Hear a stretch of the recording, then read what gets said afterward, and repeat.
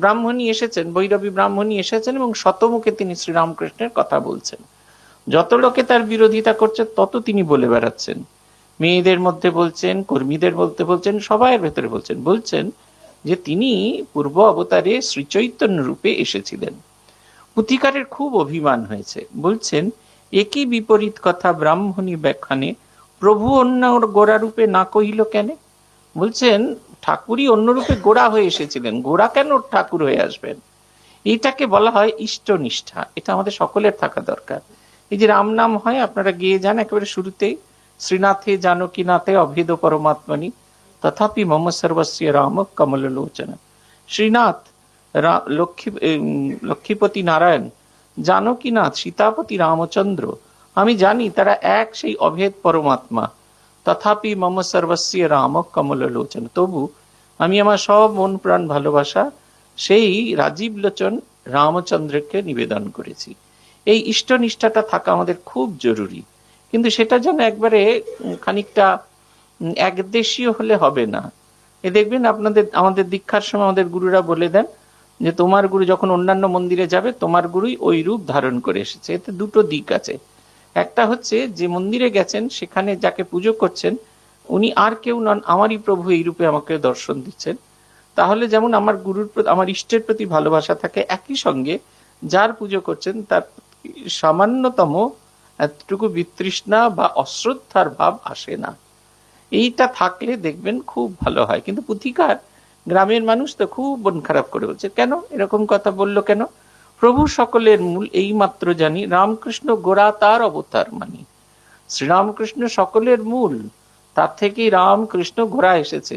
গোড়া শ্রীরামকৃষ্ণ, গৌরাঙ্গ মহাপ্রভু শ্রীরামকৃষ্ণ হয়ে এসেছে এই কথা ঠিক নয়। পূর্ণ ব্রহ্ম নারায়ণ প্রত্যেকটি যুগে এসেছেন সেই যুগের প্রয়োজন অনুযায়ী। যতটা শক্তি প্রয়োগ করার কতটা শক্তি প্রয়োগ করছে। এই এখন তো ক্রিসমাসের সময় এগুলো ছেলেপুলেদের নিয়ে, আপনারা যারা এখন তো 3-4টে ছেলেপুলে নেই, একটিতেই সার, তাই এই উদাহরণটা আপনারা শুনুন, মনে রাখার চেষ্টা করুন। যদি ছেলেবেলার গল্প ভাবুন, একটা কেক এসেছে, 3টি ছেলে বসে আছে, একজন একটু হাতটা বাড়াতে চাইলো, মা সঙ্গে সঙ্গে বড় বড় চোখ করেছেন, ছেলেটা সঙ্গে সঙ্গে হাতটা গুটিয়ে নিল। আরেকজন এগিয়ে গিয়ে ওই ক্রিমে হাত দিয়েছেন, মা ঢাই ঢাই করে তার পিঠে 2টো দিয়ে দিলেন। আর আরেকজন একটু ভেঙে খেয়ে নিলেন, মা তাকে পিটতে পিটতে আরেকটা ঘরে ঢুকিয়ে নিয়ে গিয়ে দরজা বন্ধ করে দিলেন। সে লাথি মারে, কাঁধ যে হয়েছে, মা কিছুতেই তাকে খোলেন না। যখন সে শান্ত হয়ে গেল তখন মা খোলে। দেখুন একই মা, কিন্তু তার শক্তির প্রয়োগ আলাদা আলাদা। প্রত্যেক যুগে যতটা প্রয়োজন ঠিক সেরকম রামচন্দ্র রাবণকে বধ করতে তার যতটা শক্তির প্রয়োগ করা দরকার ছিল ততটাই শক্তি প্রয়োগ করেছেন।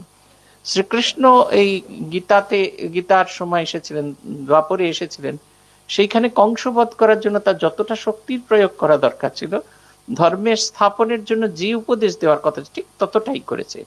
কিন্তু এই যে নতুন যুগের অবতার, আমরা যে শেয়ানা অবতার, শেয়ানার গোষ্ঠী ভক্তদের অবতার, কিছুতেই কিছু যায় না। এই দীক্ষা নিয়ে এলুম, সকলকে বলছি দেখো না ঠাকুর আমার জীবনের সর্বস্ব। তারপরে যেই সিনেমা হলে গিয়ে সন্তোষী মা দেখে এলাম, ব্যাস শুলা শুক্রবার বিধি অনুসার জয় মা সন্তোষী। কোথায় আমার রামকৃষ্ণ? তখন ছোলা গুড় খাচ্ছি, ছানার মিষ্টি খাবো না, এই সমস্ত কত রকমের কায়দা মারছি। আবার যদি বাঁক কাঁধে নিয়ে সন্ধ্যারায় হেঁটে গেলেন, আমরাও তার পেছন পেছন ছুটছি, বছরে বছরে বাঁক কাঁধে নিয়ে ছুটছি।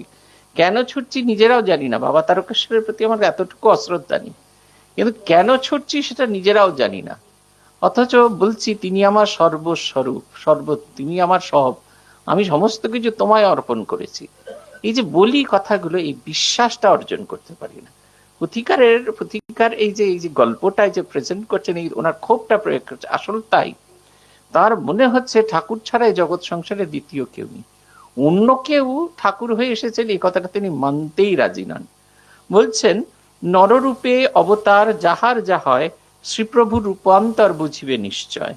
রামকৃষ্ণ অবতারে পূজা সেবা করি, রামকৃষ্ণ রূপ মাত্র হৃদয়েতে ধরি। আমি শ্রীরামকৃষ্ণের পূজা, জগতে সবাইকে শ্রীরামকৃষ্ণ কেন সেবা পূজা করি, হৃদয়েতে আমি তার রূপটিকেই ধারণ করে থাকি।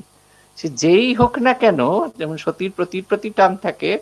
সবাই জিজ্ঞেস করছে না এটি তোর বর, বলছে ওটি তোর বর, বলছে ওটি তোর বর, তবে যেই নিজের বরকে দেখাচ্ছে হাসছে। আমাদের ওই হাসাটা, ওই ভালোবাসাটা খুব জরুরি। যেন কত আপনার, তাকে দেখলে যেন ভীষণ আনন্দ। সকলের প্রতি ভালোবাসা আছে, কিন্তু